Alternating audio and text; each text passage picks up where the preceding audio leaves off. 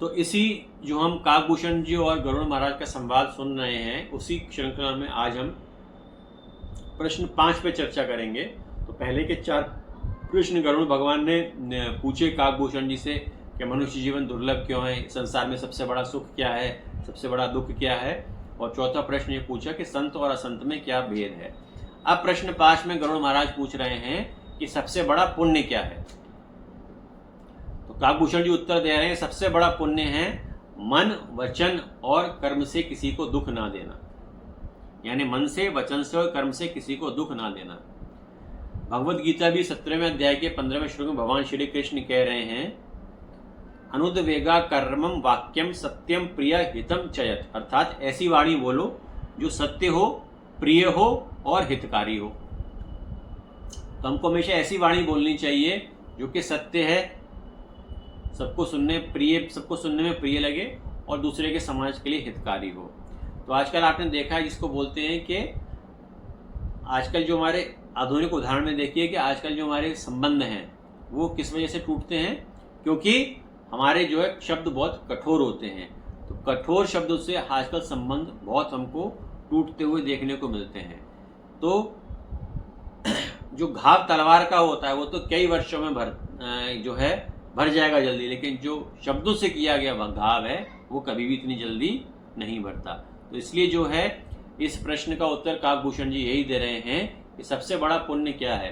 सबसे बड़ा पुण्य यही है कि हम मन से किसी के प्रति गलत ना सोचें, अपने वचन से दूसरे को दुखी ना करें, और हमारे कर्म ऐसे हों जिसमें पूरे समाज का और सभी का जो उत्थान है वो निहित हो। ऐसा नहीं है कि अपने स्वार्थ की पूर्ति के लिए जो है हम करते रहें। तो आज के समाज में सबसे बड़ा दुख यही है कि सिर्फ हम अपने मन से जो हमें अच्छा लगता है, जो हमारा मन करता है, हम वही करते हैं। यदि हमारे ऊपर शास्त्रों का अनुशासन, अपने माता पिता का अनुशासन और समाज का अनुशासन होता है तो हम अपने मन के किए हुए कार्य नहीं करते। क्योंकि हम अपने मन के किए हुए कार्य करते हैं, यही कारण है कि छोटी सी देर में जो अपनी मन की इच्छा होती है वो पूर्ति करने के लिए आप देखो कितने लोग जो है आज की डेट में जेलों में पड़े हुए हैं। उनके मन में एक छोटी सी इच्छा रही होगी, उसकी पूर्ति के लिए उन्होंने कुछ कर्म किया जिसको उनको इतनी बड़ी सजा मिली। तो मन को नियंत्रण करना बहुत जरूरी है, हम मन से भी किसी को दुख ना दें। दूसरा होता है वचन।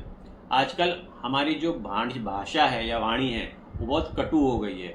हम इस बात का बिल्कुल लिहाज नहीं करते कि हमारे साथ में बड़ा है छोटा है, हम जो है अपनी कटु भाषा का प्रयोग करते हैं जिसके कारण कि हम दूसरों को दुख देते हैं। और कर्म तो है ही हमारे ऐसे कि यदि आप देखिए कि आप एक ऑफिस में भी कार्य कर रहे हैं और जूनियर और सीनियर और जूनियर या आपस में भी जिस तरह की भाषा का उपयोग करते हैं, वो सिर्फ क्या होता है कि हम अपना कर्म इस तरह से करते हैं कि सिर्फ अपना हमारा स्वार्थ निहित हो कि मेरा ये कार्य सिद्ध हो जाए, दूसरे का क्या होगा उससे मुझे कोई फर्क नहीं पड़ता।